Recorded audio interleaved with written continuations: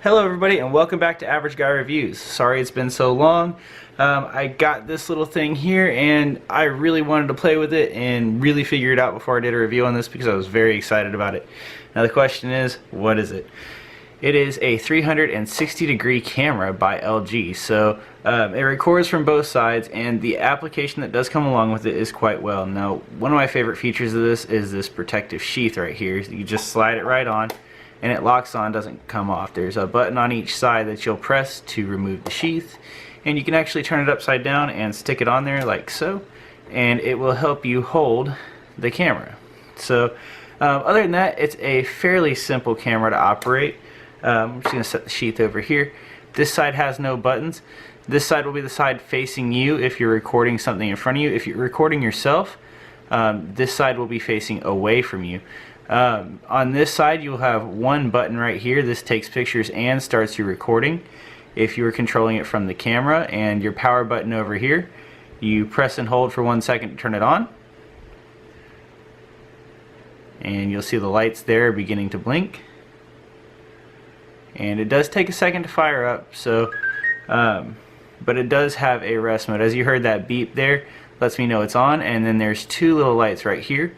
One represents 360 degree video, and the other, if I can get this to focus, one represents 360 degree video and the other represents 180 degree video or less, and that's choosable from the app, but you cannot change it from the camera. Now, like I said, it does take a while to boot, so if you do just want to press this button here and hold it for 1 second, you'll hear a small beep and it will turn off, but this light right here will continue to blink. So this is kind of like a sleep mode. If you press it again or press the shutter button, it fires up within a second. So if you're going to be recording stuff on and off, I would suggest putting it in sleep. Battery life on it's pretty good with a 1200 milliamp battery. It is built into the unit. You cannot change it, so that is somewhat of a negative. But to turn it off, you're just going to hold this down for 4 seconds. And it'll make that longer beep, the lights will blink, and it will turn off. Other than that, there's a little door down here that if you open up, it contains your micro SD slot and your USB-C slot. So it does have a different connection than your standard Android stuff, so be aware of that. But don't worry, it does come with the USB-C cable. It also has a tripod mount. Now, why I'm so excited about this camera, let's talk about that. I picked this up on Amazon for $109. That's almost untouchable for anything name brand on Amazon. So it was very exciting for me to pick this up and get my hands on it because I've really wanted a 3D camera. And why, you might ask? Well, because of this.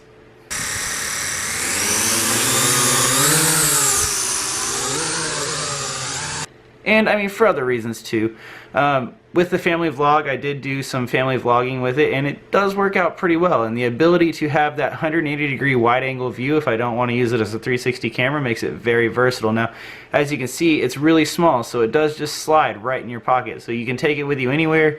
You won't even notice it's there. Another great feature about this, there is one microphone located here and two of them back here.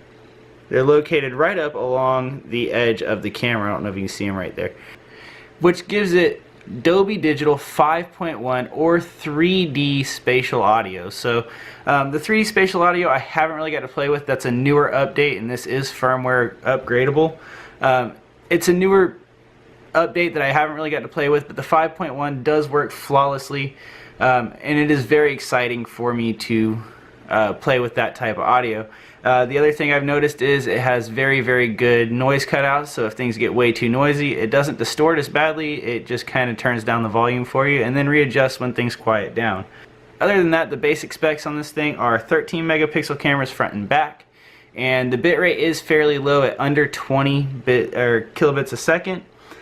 So you do not get a ton of detail in your picture. So if I had one fault, that would be my fault with this, but unlike the Samsung, which I will probably be ordering in the near future, this comes with a sheath. So I can take this with me, and I also picked up a waterproof case for it on Amazon. I really don't recommend it. I'm not even going to review it. The thing is a brick.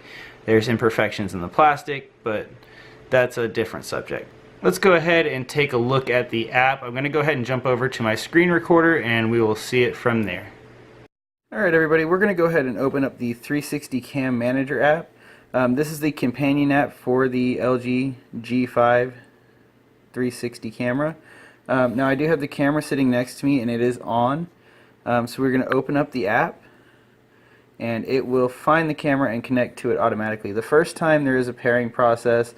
It's pretty well laid out in the instructions. So as we see here, it's connecting and it's found my LG 360 cam. Now up here you see a battery icon that pops up on the top left hand side of the screen. That's not very accurate. In fact, if we go to settings, we can see our battery is actually at 76%.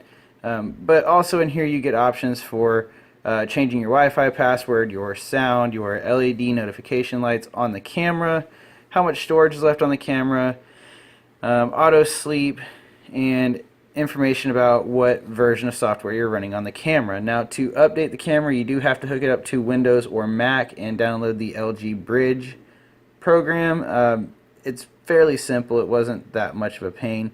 One of the things I do not like about this camera though is that in order to get the 360 videos from your camera to YouTube, you have to convert them from the camera to the phone. So when you transfer them from the camera to the phone, it converts them into a 360 video, and then you can take it from your phone and put it on your computer and throw it into any editor that will support 360 degree video. Well, let's go ahead and jump into what we got here. So I'm going to go ahead and open up the camera, and here we'll see that I have a live view. How you guys doing? And this is in a 360 degree mode. Now we do have the option to start recording or taking pictures down here, located on the bottom side of the screen here. And then on the bottom right hand side of the screen you'll see a little upside down looking circle. That is the video for the when I was flying the drone and I had it attached to it. Now it auto detects what side it is, its orientation, so when it converts the video to your phone it goes ahead and flips that around, so that's good. But up here across the top we have settings. So here in the settings we have the logo added to the bottom, or a tripod cover, so we can turn that off or on. We have the audio settings where we can go from 3D to 5.1 or stereo. I keep mine set in 3D. Location tags, and right here would be where you select your view angle, but your view angle isn't available when you're in 360 degrees. You also have a self timer, and right here is your pictures, so you can select your video quality and your picture quality here. Another thing, when you go over to mode, you get things such as your white balances. You got auto, night, indoors, landscape, or fast motion.